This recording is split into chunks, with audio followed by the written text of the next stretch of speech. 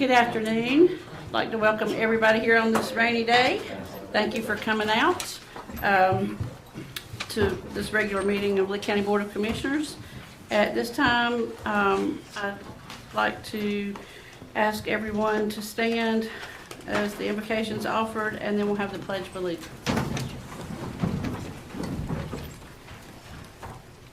Let us bow our heads. Most gracious and everlasting God, our Father, we again thank you for this privilege and opportunity for us to gather here on this May 2nd, 2015 day. We thank you, God, for how you blessed us over the months and the years and the days and even down to the seconds. We pray now, God, that you bless us as we continue to do the work that you've assigned our hands to do. We thank you, God, for this position that you've given all the commissioners, and we pray, God, that you continue to watch over us and stand by us. Pray for this community and the citizens, and we pray, God, that we'll do a job that will be pleasing in thy sight. We thank the staff of this great county and all those people who live in this county. And we thank you, Lord, for all that you've done for us. In Jesus Christ's name we pray. Amen. Amen. I pledge allegiance to the flag of the United States of America and to the republic for which it stands, one nation, under God, indivisible, with liberty and justice for all.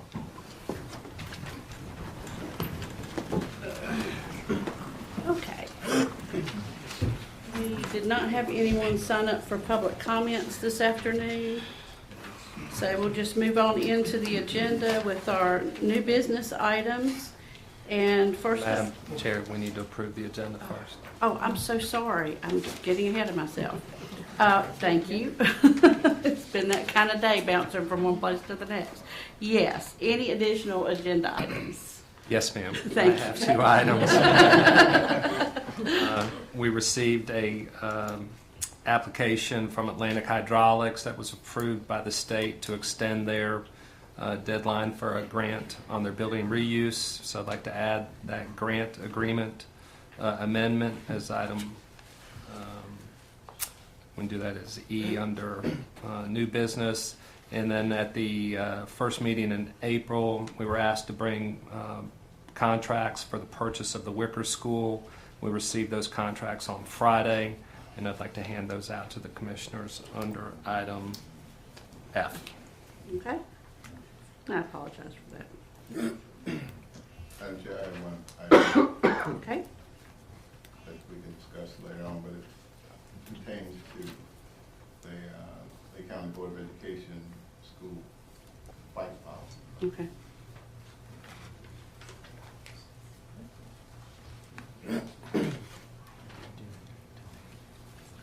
Okay, any other additional items for the agenda? Okay, all those in favor say aye. Aye. Opposed? Okay, the approval of consent agenda, is there a motion? So moved. Approved. Second. All those in favor say aye. Aye. Opposed? Okay, thank you. All right. Thank you. I was anxious to get to this item, weren't you? I guess I was. Okay, we have as our guest today Mr. Clinton McCray, if I could recognize him, and if he'd come up for our new business item, which is the approval of recommendation of our new Lee County Extension Director. Welcome. Thank you for having me here. I say good afternoon. Good to see you this afternoon. To our chair and to the members of the commission. Thank you for affording me the opportunity to be here this afternoon. She mentioned I'm Clinton McCray, District Extension Director with North Carolina Cooperative Extension at North Carolina State University, and I'm excited to bring forth to you this evening. Gentleman here is a candidate for the Lee County Cooperative Extension Director. The county manager, John Crumpton, had an opportunity to interview 3 candidates, and Mr. Stone here was our top candidate. So tonight I'm bringing him forth, asking for your approval and support to assign Mr. Stone here as the next County Extension Director for Lee County Cooperative Extension. Okay. Madam Chair, I move to approve the appointment of Bill Stone, position of Cooperative Extension Director for Lee County. Okay.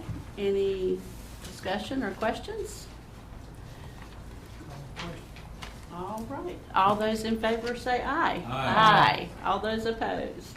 Aye. Thank you for your hard work, Mr. McCray, in diligence of trying to find a director for us. I think you made a good choice. Well, thank you all for your support. Thank you. Thank you. Safe travels back home. Thank you. You want to say anything? Put you on the spot. Madam Chair, County Commissioners, Mr. Crumpton, I'd just like to thank you all for this opportunity.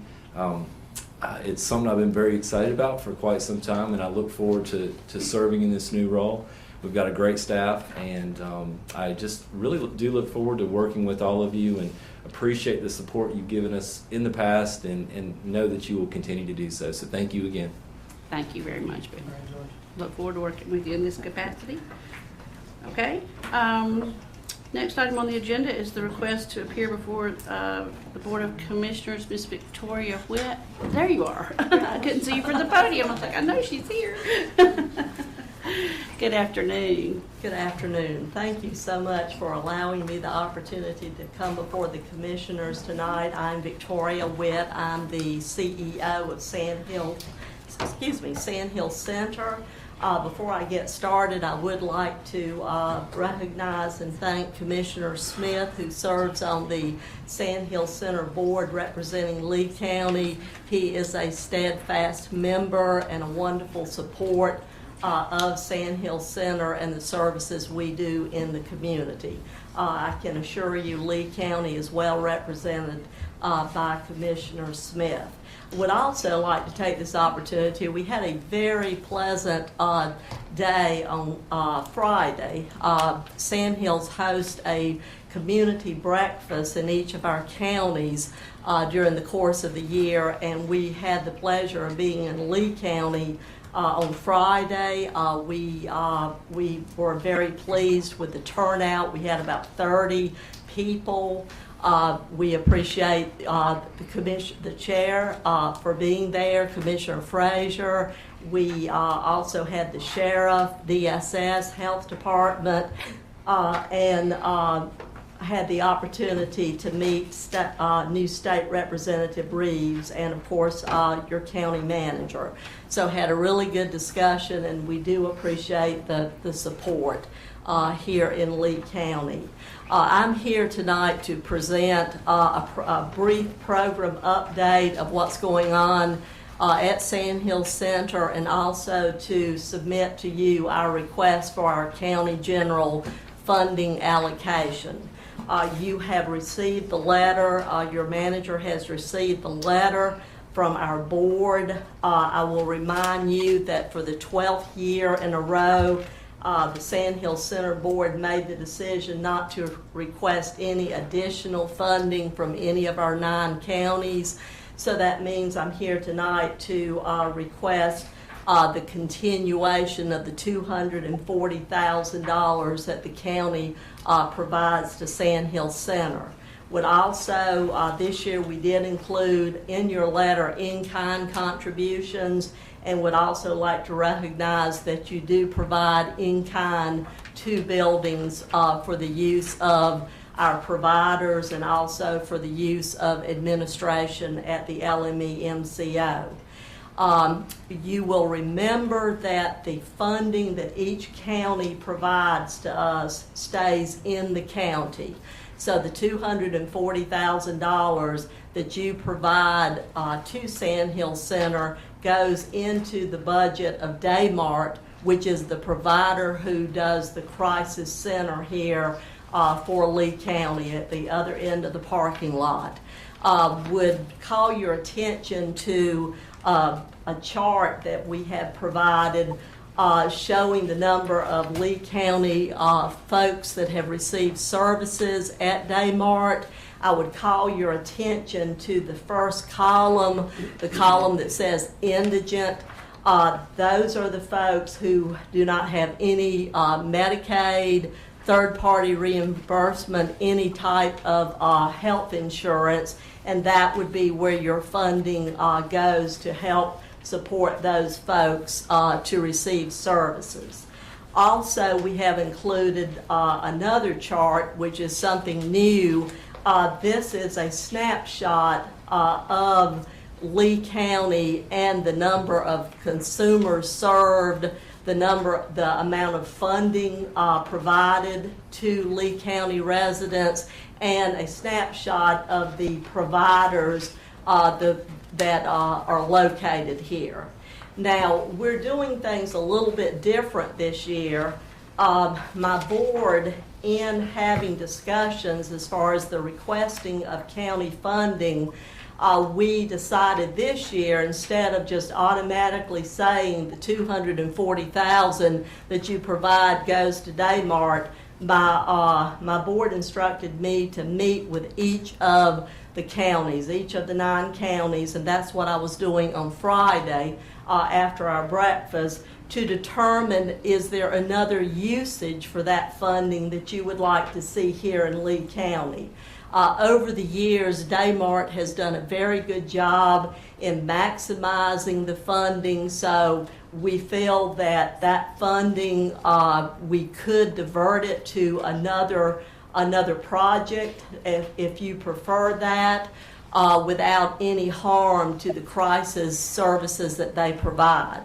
So what we have done, and what I did on Friday, was talk with the county manager, and he put together a group of county commissioners. We had the sheriff here, we had the health department, DSS, Central Carolina Hospital, to begin brainstorming what are some of the other mental health, behavioral health needs in the community.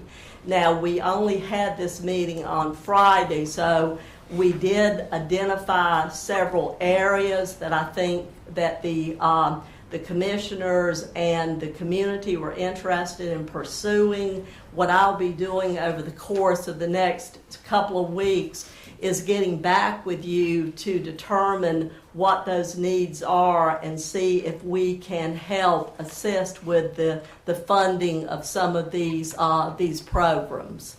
Also, in your packet, you have our quarterly report and our annual report. I won't go over that tonight. I'll let you save that for your leisure reading. This just indicates to you some of the innovative programs that are going on within the area. Lastly, I would like to, I believe most people are aware of this, but inform you of some new changes at the state, or some proposals at the state.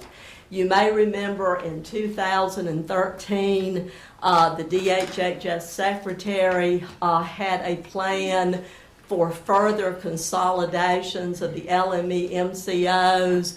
At that time, there were 11 of us. In 2013, the secretary wanted to take that down to 3 or 4. That plan actually did not go anywhere. There was a lot of concern at that time in 2013 about further consolidation. So that plan kind of lay dormant for a while, but a couple of months ago, the new secretary has reissued that plan. And what the plan would be is the exact same map that you saw back in 2013. What that plan would be that the 8 LME MCOs, of which Sand Hill Center is one, would further consolidate down to 4. You will remember that the state has drawn the map in such a way that Sand Hill Center would merge with Alliance. Alliance is the name of the LME MCO that covers Wake, Durham, Cumberland, and Johnston County. So that is the secretary's proposal. My board has met. We found out about this in March. My board met in April, and the direction from the board at this point is to gather more information. I think I can safely say our board continues to be concerned about that large of an area, and also that if in choosing merger partners, we don't feel that those counties would make sense for an expansion. I will keep you informed as that moves along. We have had no dates given to us. Right now, we have just been told it is something we are to be working toward. So I will stop there. I've thrown a lot of information at you. I'll stop there and be glad to answer any questions you have about the budget request or anything else about Sand Hill Center. Any questions or comments? Has your board looked at any other areas that you might be better suited? Yes, sir. Actually, we spent about a 2-year process talking with East Point, which is LME MCO to our east. Well, see, that's to my west, but it's, to the east. And it's Scotland, Robertson, Bladen, Wilson, Wayne. And we had actually come pretty close to being able to work out a merger. However, when the Secretary's plan came out, he did meet with me individually and told me that he would not approve a merger with East Point. When we pushed a bit, we really didn't get too much of a response other than the map works best if the regions are like this as opposed to this. Literally, that was the response. So what did you do, stop pushing? No, like I say, we're still gathering information. Was Sampson in East Point? Sampson County? Sampson. I didn't hear it, but fine. Right. It looks politically like Lee County is just getting tossed around and into different areas where we're the smallest county in those bunches. If we get into Johnston and Wake can eat up all the money in the state right now if they really address their problems. Mm-hmm. So obviously we have a grave concern about being tossed into another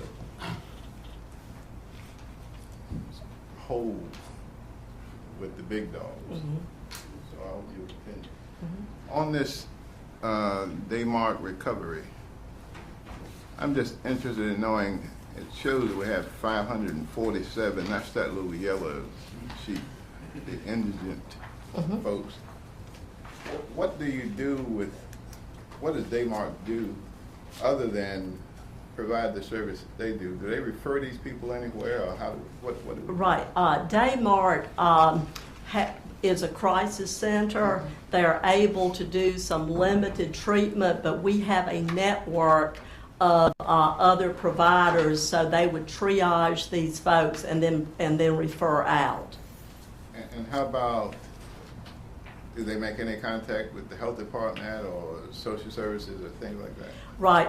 Yeah, we would, Daymart would work closely with the health department and DSS, but one of the reasons that we're trying to get more out into the community and talking about the needs are to do some creative programs with the health departments, the EMSs, the DSSs, and one thing like I say, the Lee County discussion just started on Friday, but some of the other counties have identified some co-location, and that would be where a Daymart therapist could be located at the health department, because what we're finding is that folks go to the health department for their health needs and are maybe less likely to go to Daymart for a perceived behavioral health issue. Right.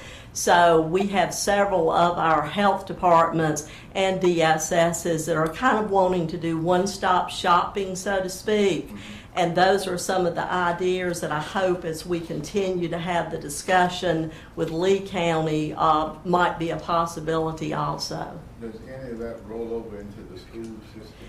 We have several counties where we are doing work, where mainly crisis training with guidance counselors, because as we all know, the incident of bullying and suicide is up, And Moore County right now is doing a pilot project where Daymart staff, our staff, are involved in some coursework with teachers and with guidance counselors. So another area that we're doing a lot of work with is CIT. And while that's for law enforcement, we also are doing a lot of that with the SROs, the school resource officers, because we're finding in many schools those are the first contact that some of these kids have. So absolutely, I would say DSS's health department, schools, detention centers, hospitals.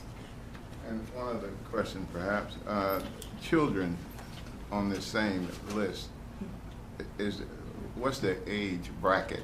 For children within the behavioral health world, if you have a mental health issue, it's up to 18. Substance abuse runs to 21. So it kind of depends on what the diagnosis is. Any other questions or comments from the slip? I just personally wanted to thank you for Friday. I felt like I sort of had almost a semester's worth all day on Friday, but I appreciate your time. And we had some good discussions with Ms. Potts and Mr. Kane, and we had 2 gentlemen from the hospital, and it was good discussion. So I think we're off to a good start as far as where to go from here. We missed you. But I understand. I understand. But I think we're off to a good start, and we thank you for all your hard work, and we'll be back in touch. Okay, Thank you. Mhm. Thank you. Okay. Next on the agenda is the presentation of the manager's recommended budget. I want to welcome Tim Smith from Neil Yarborough's office. I'm sorry I was a few minutes. I'm getting ready to shoot him in the head with the recommended budget PowerPoint. So also wanted to congratulate Bill on his appointment. Bill went through a rigorous process to get the nomination for the job.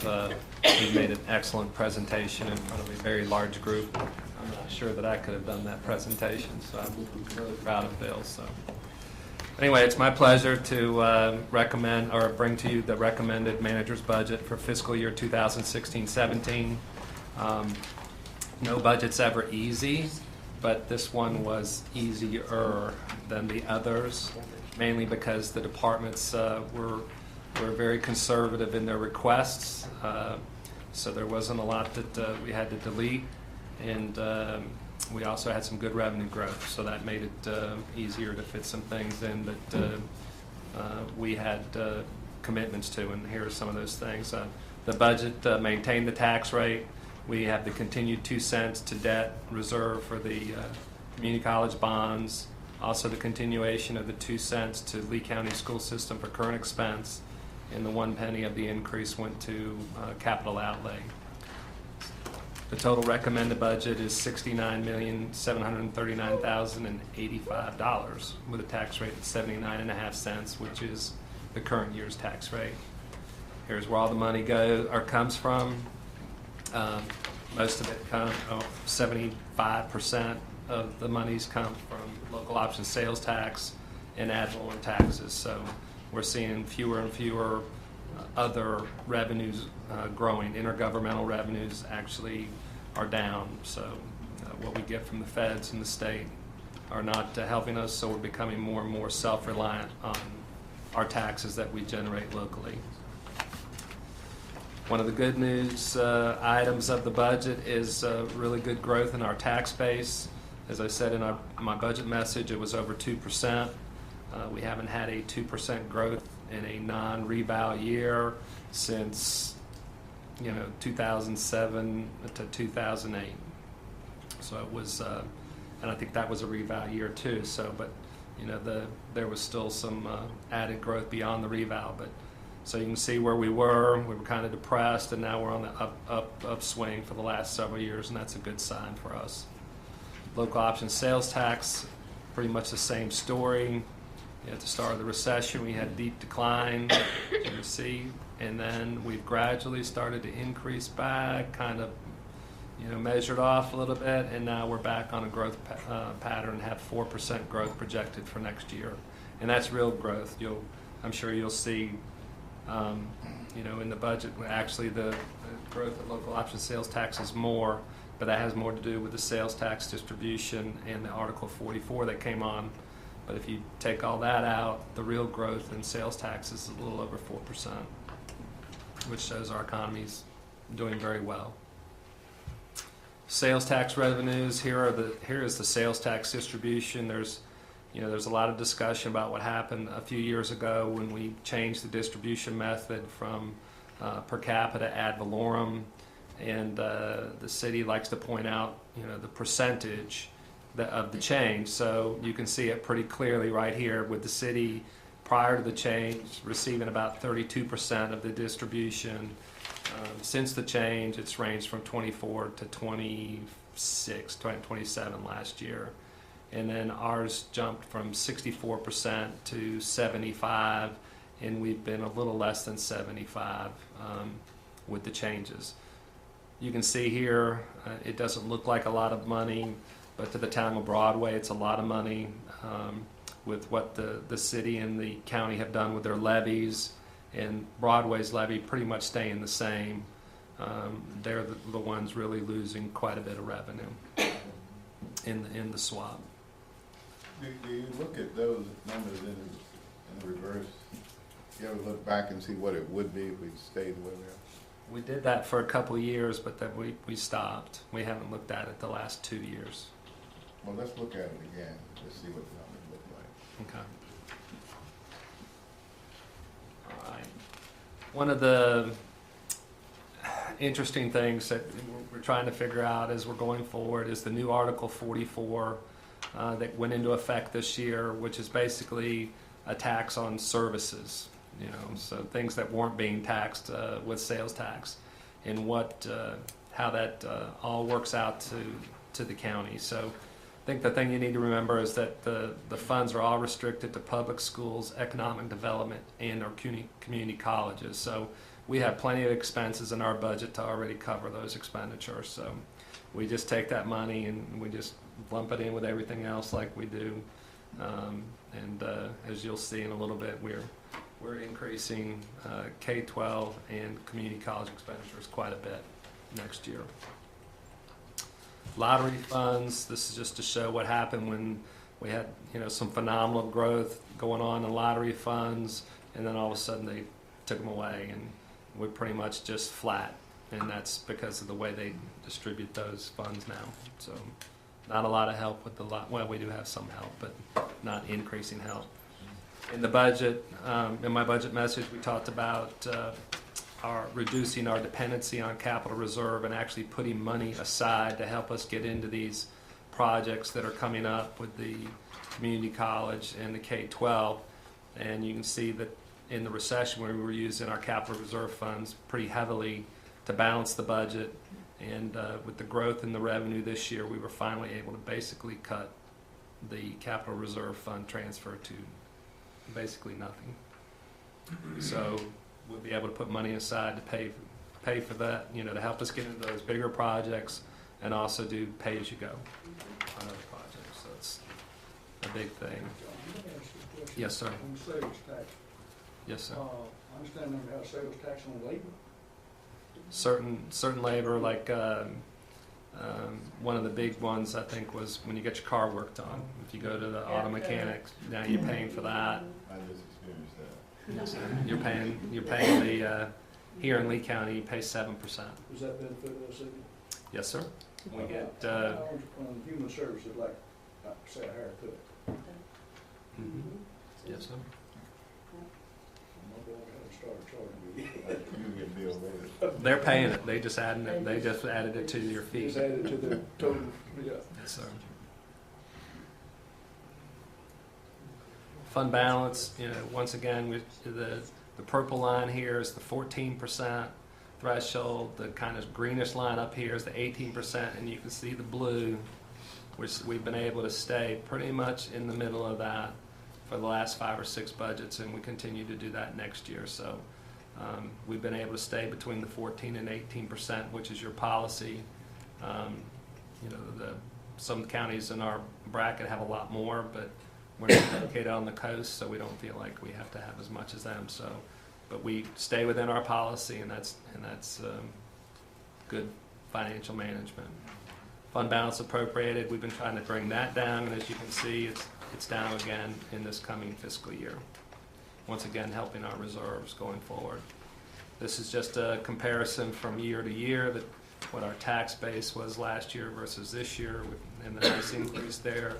Tax rate the same. The revenue that it generates is up about not quite $800,000 year on year. 1 penny generates $497,000 now, and you can see that nice growth in our sales tax revenue of about $1 million.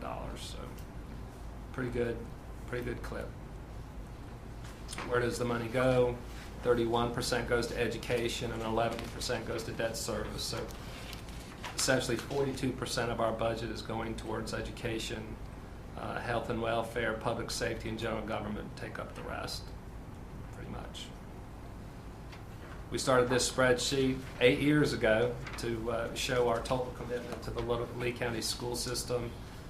It takes into account current expense, the annual capital outlay plus debt service, and you know, we're still at 36% of the total budget, over $25 million next year committed to K-12.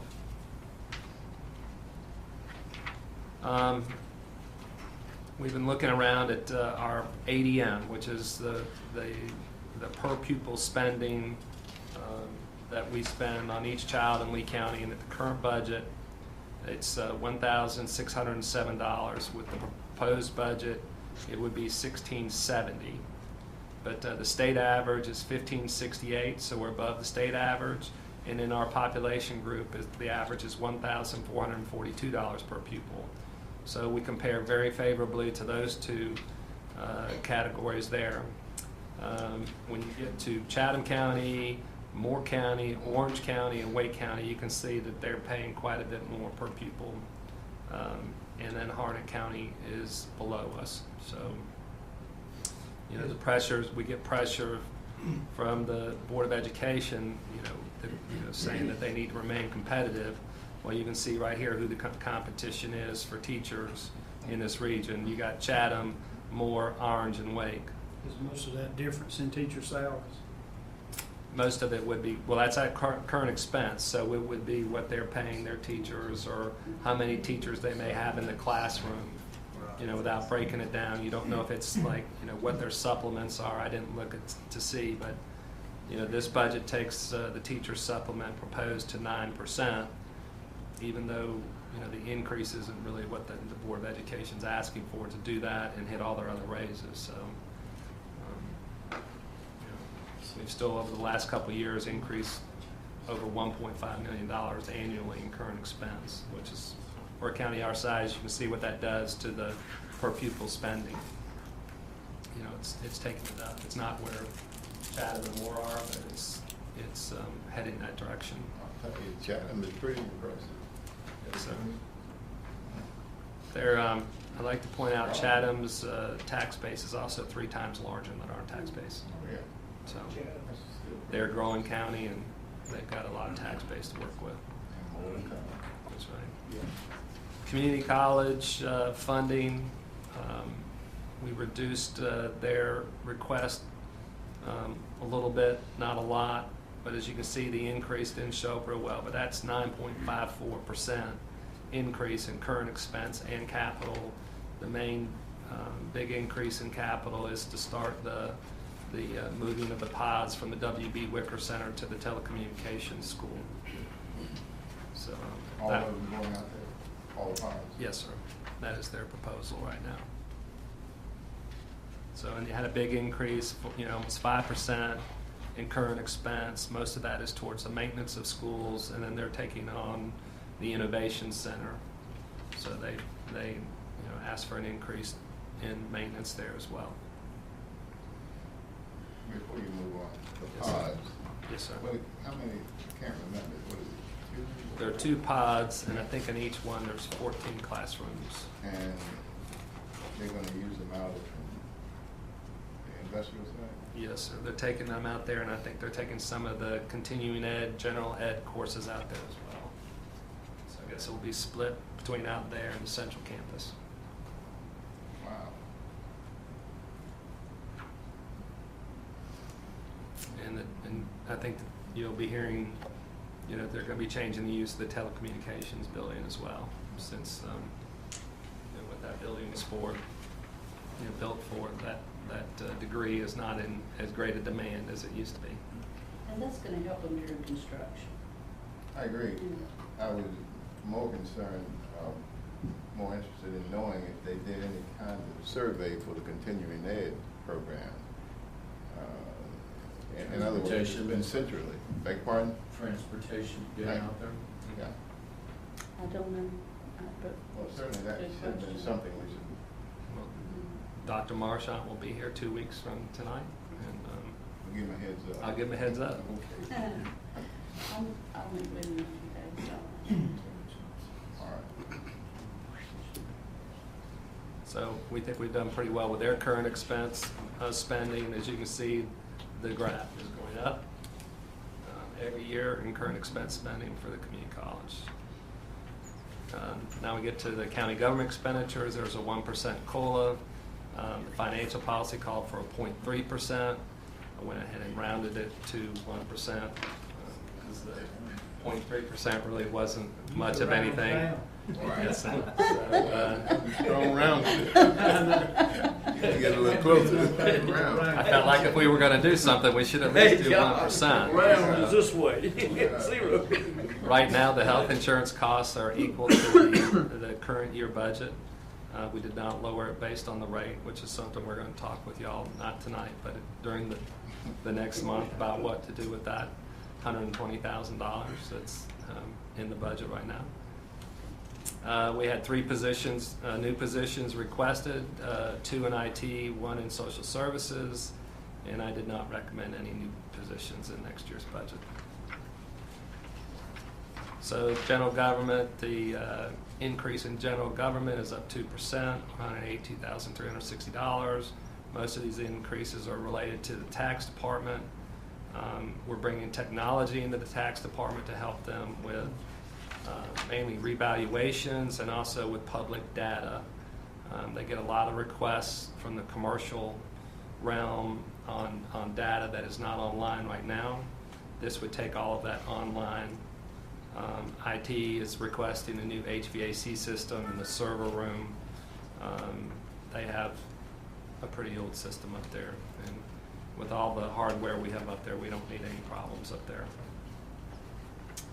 Public safety, 1.52% increase from 15-16. Increases are related to the jail, new stainless steel shower inserts.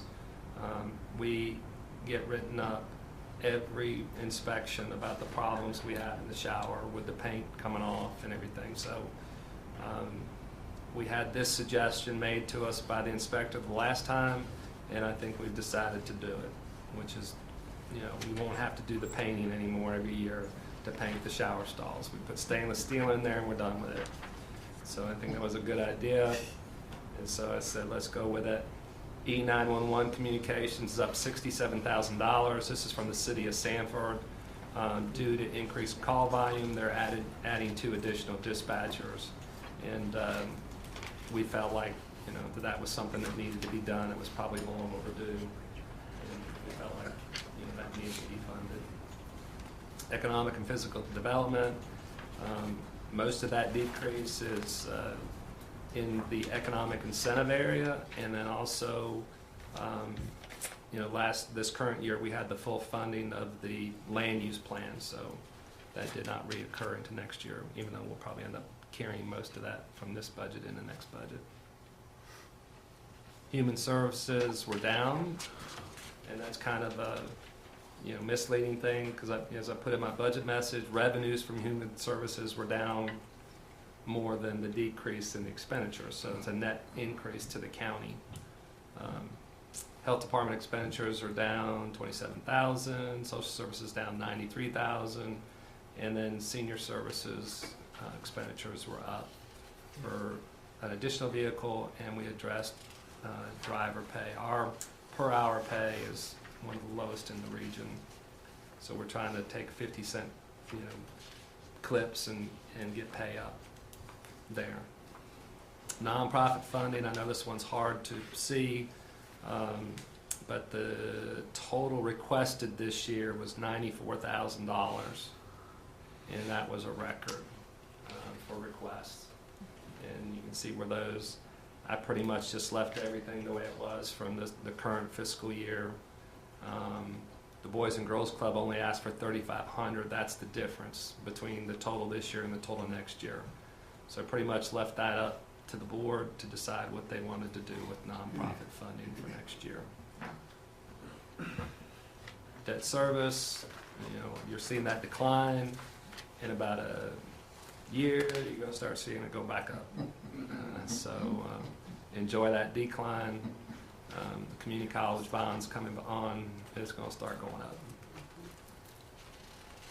Emergency contingency decrease, slight decrease from last year, 50,000 reduction in transfer for courthouse renovations, 10,000 increase in transfer to capital reserve for financial policies, and then also we had an increase in the CCC debt transfer, making sure we had a full 2 pennies going to that capital reserve.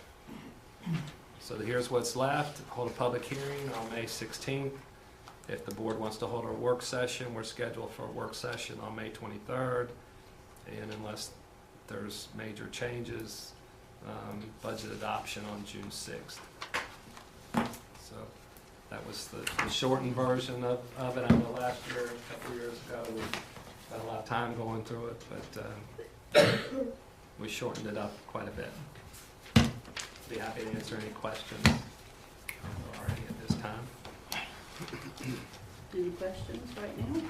I've got a suggestion for the work session.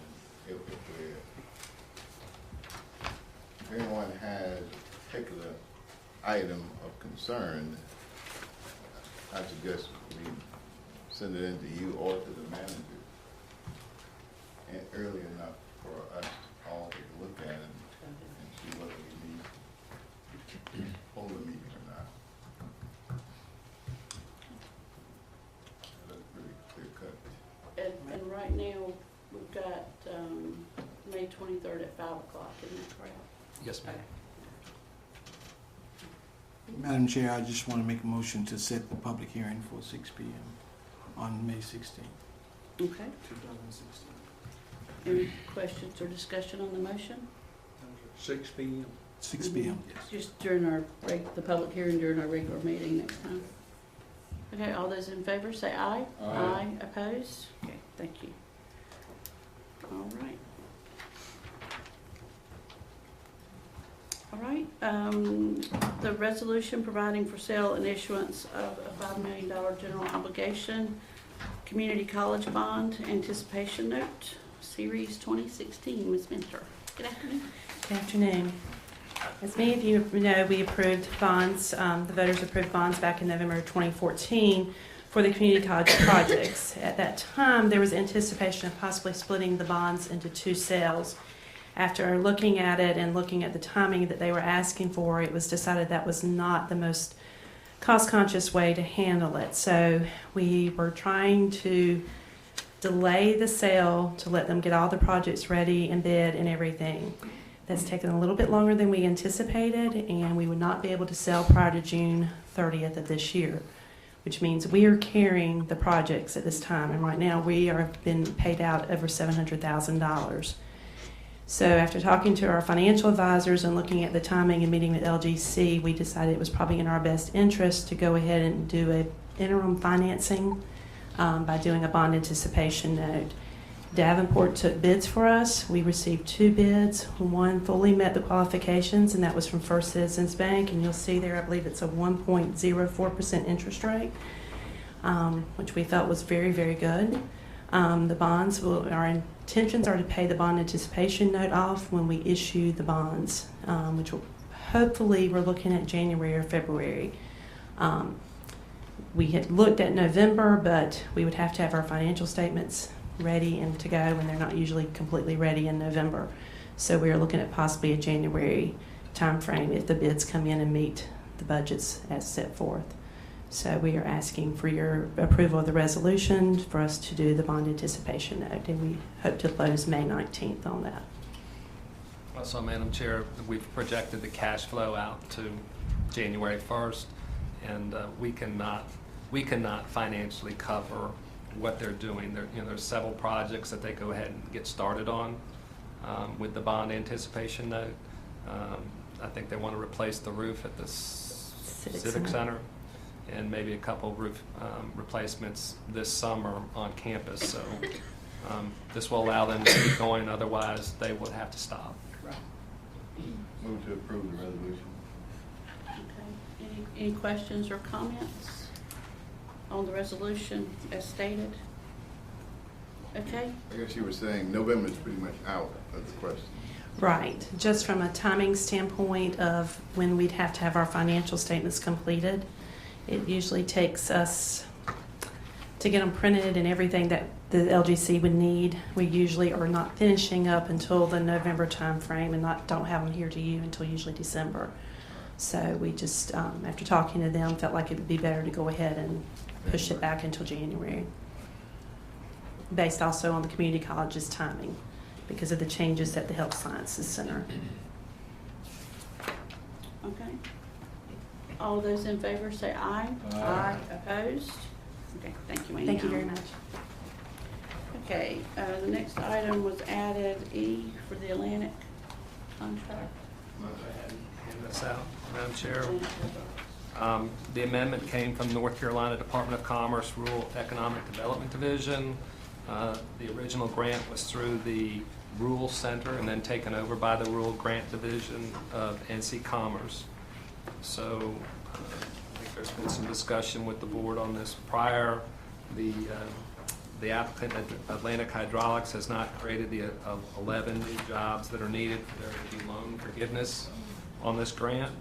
They asked for an extension, and it has been given to basically give them 12 months to create the remaining jobs.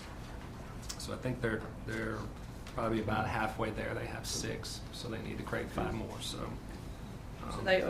they are moving in that direction, and we feel by giving them the 12 months that we can make that. Who's going to monitor this? Bob Joyce as the economic developer. Okay. And will we be notified of any correspondence in the event it gets behind? Yes, sir. We will. We have to do progress reports in September and January, All right. and if there are any abnormalities at that time, we'll forward that report to y'all. What we're doing here is just giving them another chance to do what they said they would do. Yes, sir. Okay. Move to approve the amendment number 2. Okay, any questions or discussion? All those in favor say aye. Aye. Opposed? Okay, thank you. All right.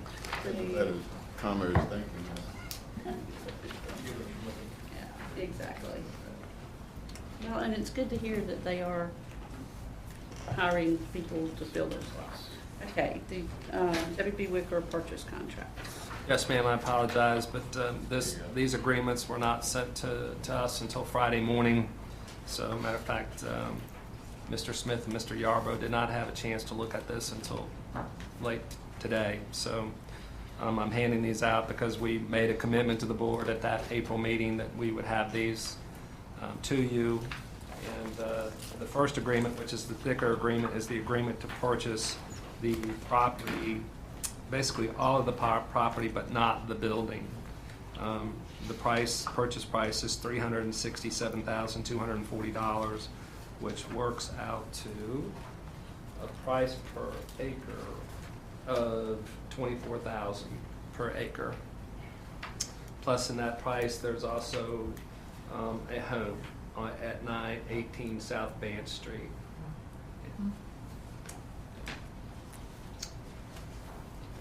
The second agreement is the option to purchase the building.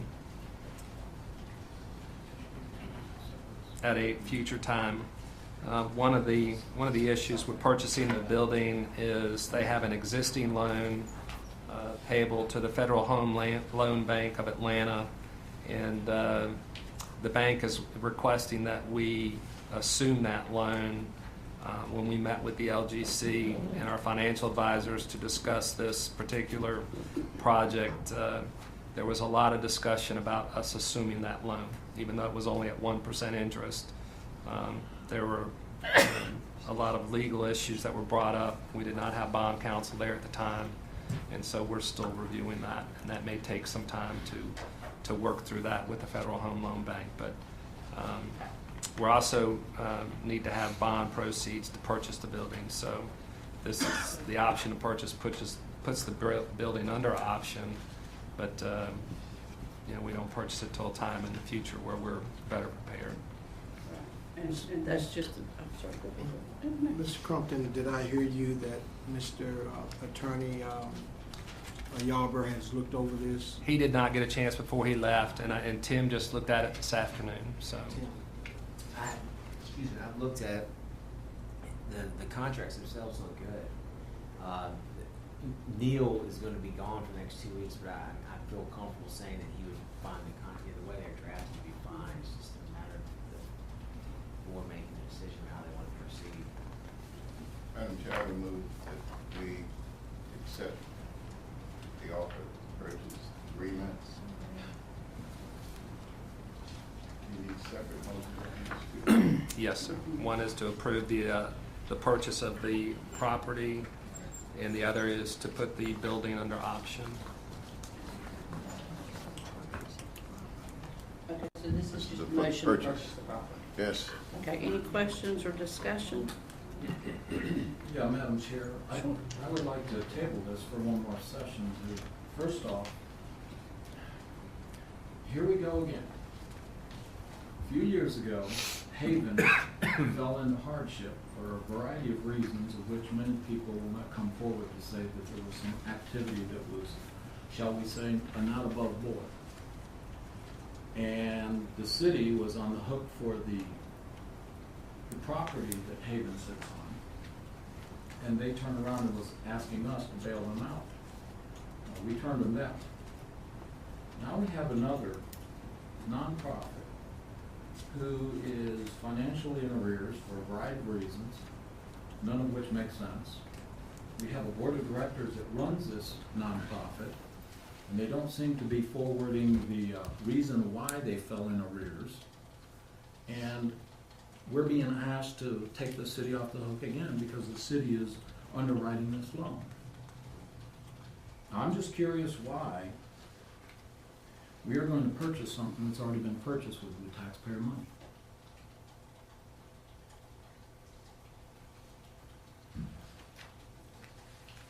And the question still remains, is how did they get into this financial situation? Have you gone to any of their board meetings to ask these questions? No. Because I don't know why you're asking this board to answer. I'm curious why we're bailing out a nonprofit that for a variety of reasons has fallen in arrears. The city took it upon themselves to back the loan that they're holding. Have you gone to the city meeting to ask them the question? I do believe that was brought up a few months back, but that's okay. Did you go is what I'm asking. No, I'm not asking the question about where I have to go. I'm making the point that the taxpayers of Lee County are on the hook or being asked to go on the hook for something that, one, you have a board of directors that seems to be out there not even involved in the community. My question is, why don't you go tell that board of directors? We don't have anything to do with that. We're purchasing property that the Board of Education decided that they have a priority for. Well, there's additional property out there that's available. So do you have a listing of them? But more importantly, have you discussed that with the Board of Education?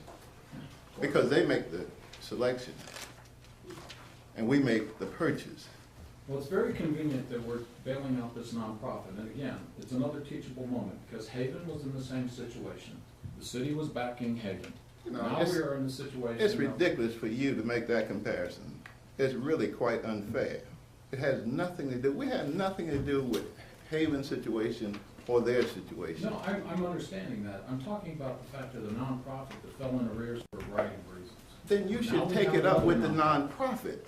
If you were that concerned, take it up with the nonprofit. Well, at the time, the nonprofit wasn't coming to the county asking for money. They aren't asking for money now. They're selling a piece of property. Yeah, They're selling a piece of property.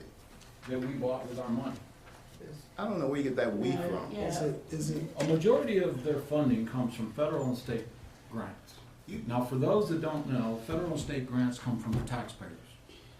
And we, the taxpayers, forwarded this money passing through these wonderful nonprofit organizations. Here you go, take the money, have a good time. And for those of you who don't know, that money is available to any county in the state. And if we don't take advantage of those situations in terms of trying to get money here, then we're not doing our due diligence. We ought to accept those grants when they are available. But in addition to the grant, they had to go out and secure a loan to do the renovations on the building. So it's not like they don't have their own money in the game. They have skin in the game too. But what bothers me is that you bring this to the table to a board that has nothing to do with their board or the city's board. You like to make a lot of noise about nothing. You offer nothing. Well, let me you ask bring this nothing. question. Tell me what other. Let me ask this question, steps you because took. the point is with this nonprofit, and I'm recalling the articles that were in the Sanford Herald, this nonprofit blames their situation now because of the downturn in 2008. But in 2010, on July 21st of 2010, a transaction was conducted with this nonprofit by yourself and your son. And I'm just curious how, if we were in financial arrears and dire straits in 2008, and yet there's a transaction involving you and your son on July 21st of 2010, you know, it causes me to scratch my head and go, why is that involved? That's what involved. Are you nuts? What are you talking about? Well, I'm talking about your name and your son's name on a chart that was handed over to the city. There was a transaction conducted on July 21st, 2010. Which is part of the public record. So what's your point? That's My point 6 is years the ago. question- I know that was 6 years ago, but it was also 2 years after the so-called downturn. What is your point? Well, my point is why are you and your son making money on the backs of a nonprofit? Madam Chair, I take personal offense to that suggestion that you just made. You know, you've never had anything good to say about this county or a lot of the people in this county. Now, that property was, in fact, my mother's estate that was being sold. And I asked the Now, question. Tell me what money I made. Well, I don't know. That record's not available. What do you mean it's not There available? was a transaction made, but it didn't clarify. Well, here's what I'll say to you. Whatever transpires was none of your damn business. That's the first thing. So get that clear. There's nothing underhanded, nothing shady about it. But make this clear. It's none of your damn business. None. You got it? I take that in advisement. Thank you. You don't have to take it on advisement, you better take it as the gospel. I think from now on, Commissioner Smith, if you're gonna make a personal accusation like that, you do need to bring proof of that to this Well, I didn't board. know this was coming up today, so I do have the proof, and I'll bring it. We said it at the last meeting, it was being offered to purchase on May 2nd. It was a matter of. Everybody knew except you, I suppose. There But is as a, usual, you have nothing good to say about this county. I didn't say that. Yeah. No, you didn't. I said it. You never do. okay, we've got a motion on the floor for the purchase of the property. There's also been a motion to table.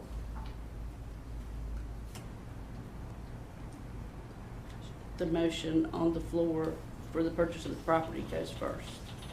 No, the That was a table. procedural Yeah, motion, so you have right, to address that's the correct. table motion first. Okay, thank you.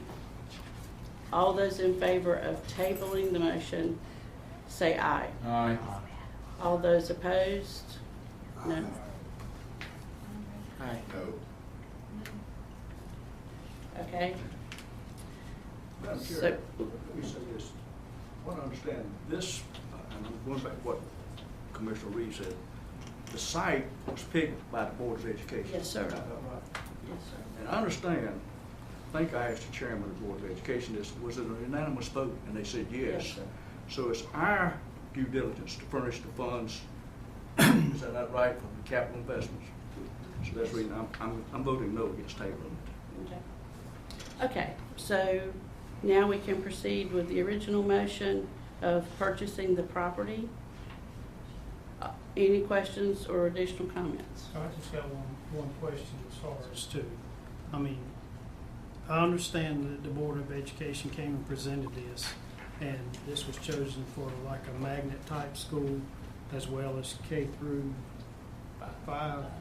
And I don't really understand how the conversation has transpired into what is happening with the nonprofit. Because that's no different than me being in a situation where financially I can't survive and I have to sell what I have tried to acquire to me to either pay my debtors or to dissolve the business. And so, first I apologize to the citizens that we're at that point. I do respect the clarity and the definition. And so I don't know that it is our business as to what is happening with Brick City Capital unless we're being asked to continue to fund that.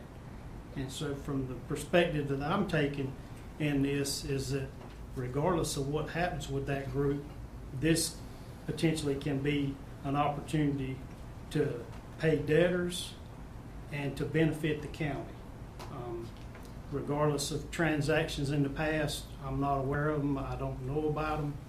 I do understand and respect Commissioner Smith's comments about the federal tax dollars, and it is costing everyone here when something like that happens. But there are means to deal with that, and I don't think that this is the place to deal with it. So, with that being said, I've talked to citizens in the county as far as to the need. I respect the Board of Education and their requests, and they have been elected to do a job. And so I think that we have to trust that that was a unanimous decision, regardless of how you feel politically or whatever. We need to do what's best for Lee County and for the kids coming along. The only way you're going to change bad cycles is to educate people, and that's what we're being asked to do. And so I'm in support of what we're doing. Okay, all those in favor of the purchase for property for the W.B. Wicker School site, say aye. Aye. Opposed? No. Thank you. Okay, and now we need, Move to approve the option agreement purchase real property. okay. All right, any questions or comments on the option proposal? Okay, all those in favor of moving forward with the option for purchase of property at the W.B. Wicker site, say aye.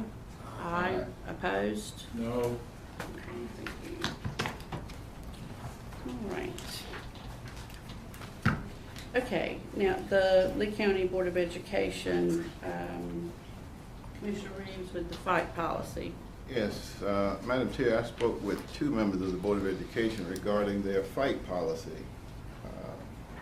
I was made aware of a situation, I think it was last Monday over at Southern Lee. And I did make it clear I was not speaking for the board, I was speaking on behalf of myself as a taxpayer. Because it seems that the policy, and I don't know it, and I don't have a copy, but I did speak with the manager and asked him to talk with the superintendent regarding that policy. It seems that the policy is such that victims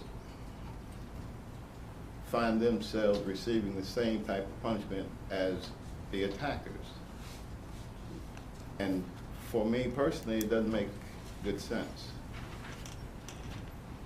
As I said, I've spoken with two members of that board, and made them aware of my concerns and that I would ask this board to have the manager or the chair send forth a letter requesting them to look into their policy. That one of the additional, not only do I think it's not fair the way it's been described to me, I also have a concern that sooner or later someone is going to initiate a lawsuit on behalf of those children who are victims. And this county is going to wind up having to respond in kind with probably some type of financial response. So the motion is that we ask the manager and council to prepare a letter requesting a review, formal review of that policy. Right. I've had some comments after those 2 days as well. Okay. So it's a concern in the community. And I don't think, it's not a criticism of the Board of Education. It's just that, something that's been brought to our attention, and we just need to let them know it's been brought to our attention. Yeah, I think that, in at least one case, the family may have had to hire an attorney. And there's a possibility that the victim may not be considered for future scholarships because of the process that he had to go through in receiving I think it was like a 10-day suspension. So there's some penalties assigned to this policy for the victim. Okay. Any comments or discussion? Just, Madam Chair, I'm asking the question, do we have the authority to intercede on school policies because they are elected by the citizens to represent the schools? I don't think we're interceding. I mean, I've gotten phone calls on it too, and comments, just to share with them, I mean. Madam Chair, for the record, I spoke with the chairperson, Dr. Lynn Smith, who agreed we do need to look at this policy.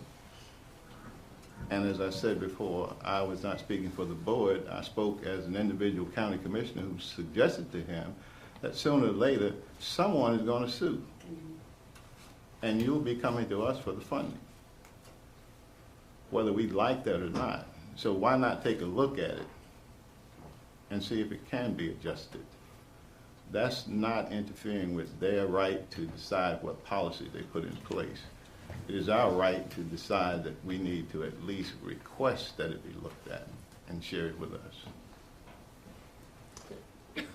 No, I agree with Mr. Hughes on that account. I think it's lazy just to look at a situation and deal it equally on both sides. I think it takes some due diligence to figure out where the problem arose, and according punishment should be dealt. But I mean, I've always stuck up for myself, and I expect my children to do the same. Now, there'll be punishment for fighting, but there's no punishment for standing up for yourself. I don't think that should ever be a case. So here you have somebody, maybe he's a good kid, he gets bullied or beat up, now he has a record too, and the other person's probably been in trouble numerous times, doesn't care whether or not he has a record or not. I don't think that makes things just or fair. So. Okay. All right, there's a motion to send a letter to the Board of Education just requesting that they review their policy on fighting in the school. All those in favor say aye. Aye. Opposed? No. Okay. All right. The monthly financial report. Ms. Minter.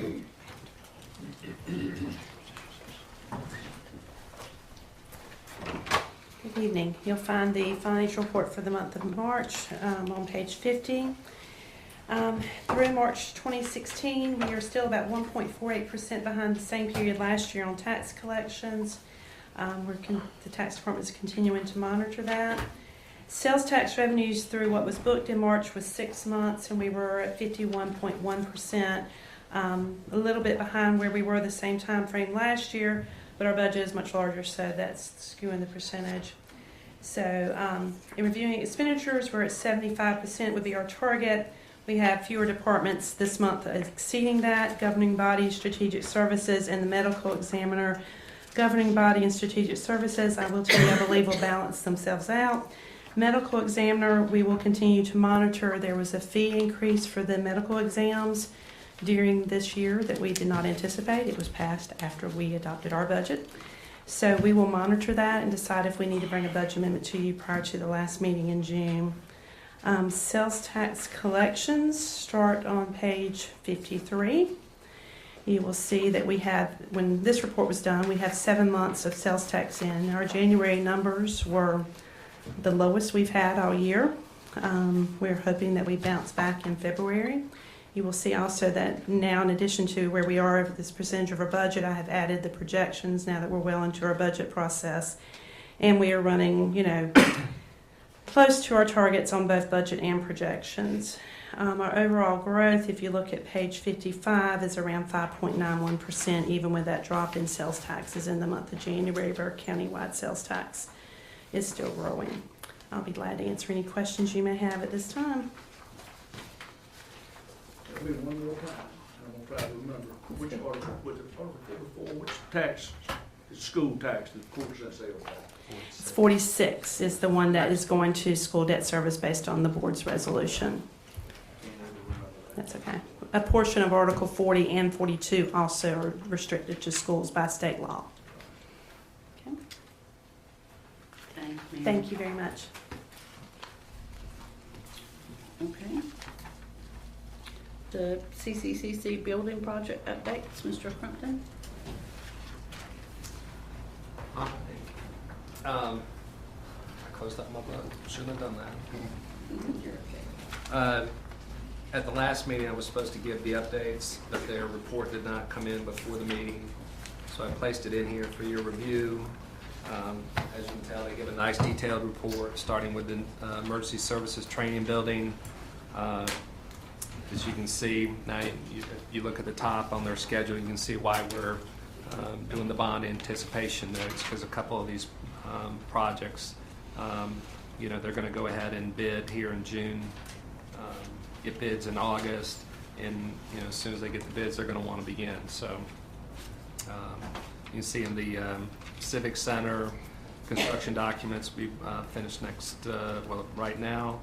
Approval of final documents in October. They're bidding in November. Yes, sir. The Allied Health Sciences building bid in December.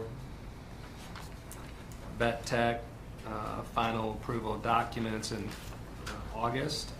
They want to bid in September. And then the various renovations, they're starting already, but really the major renovations will be bid from December to summer of 2018. So that's their schedule. I did want to hand out one item that's not related to that, Madam Chair. We did not receive any applications to serve on the newly formed revolving loan committee. So on Pat, we developed a new application to send out to folks to ask them to serve. We're looking for one banking representative, one agricultural representative, and one small business representative. And we were pretty liberal with what the definition of a small business was. So up to 200 employees and $2 million annual in revenues. So Ask for Citizens, since they got that loan, maybe they. that's, what did I say, 2 million?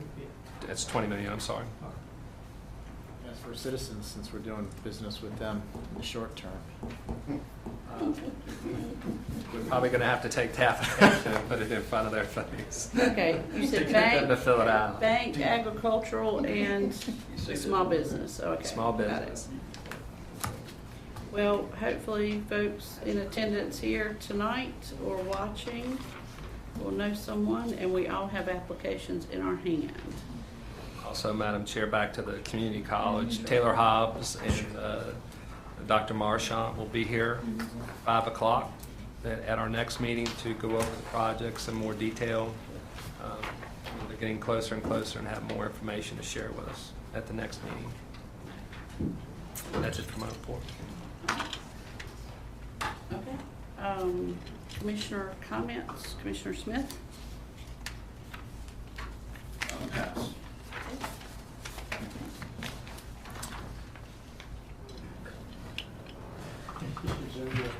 Second. I'd just like to say that this is Mr. Kane's first meeting as our new county health director. Officially. Officially.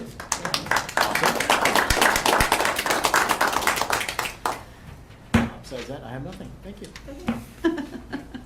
He has a very happy look on his face. Glad to have him, yes.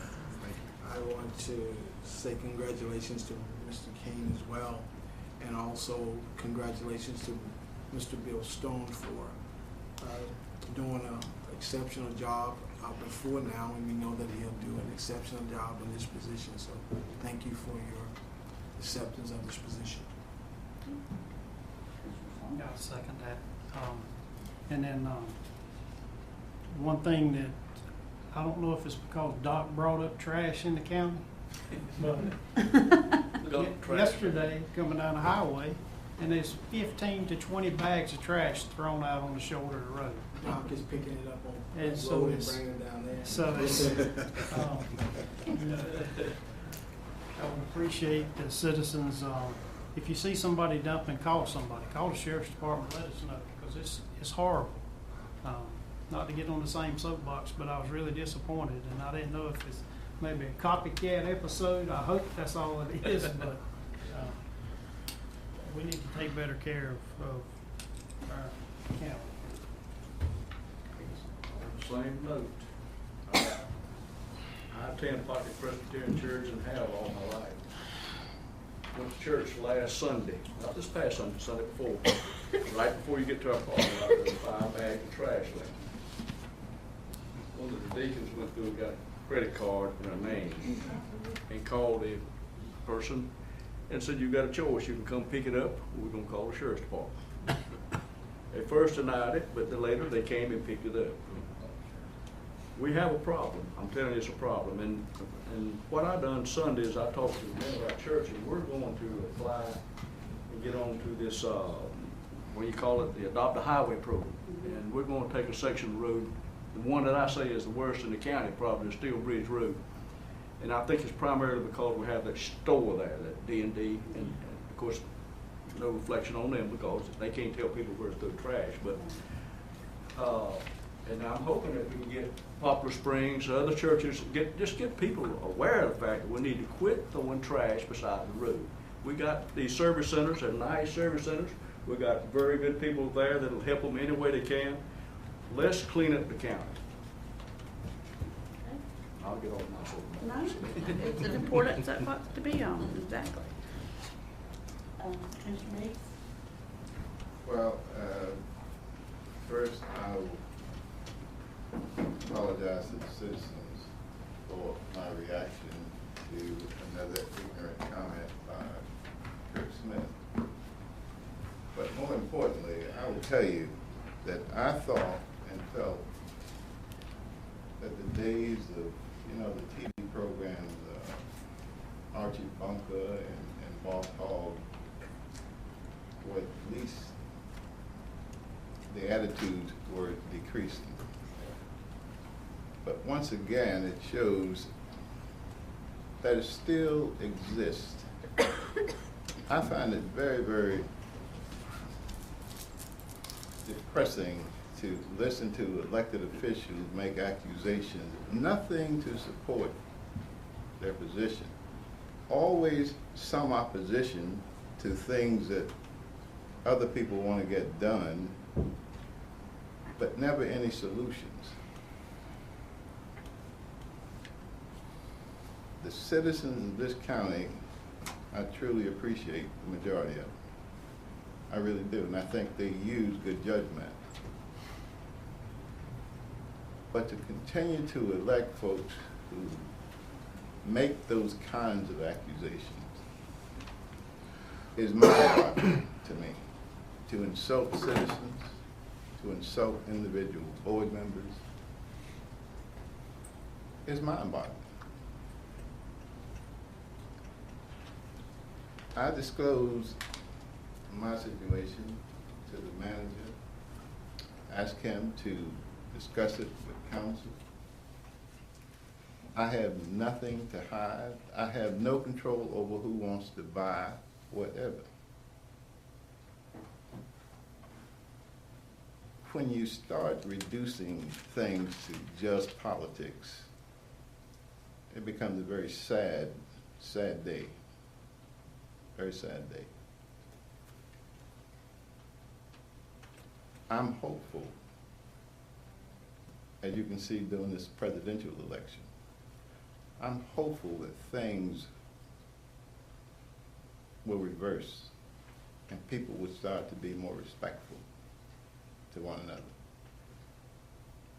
Because the bottom line is, none of us are perfect. None of us are perfect. And if you aren't willing to provide solutions, then you automatically become a part of the problem. I think it's sad that this situation occurred this afternoon. But again, I'll apologize for my conduct as a commissioner. Thank you. Okay, wish everybody a good, safe trip home. With this weather, stay safe. And we need a motion to adjourn. Move to adjourn. All those in favor say aye. Aye.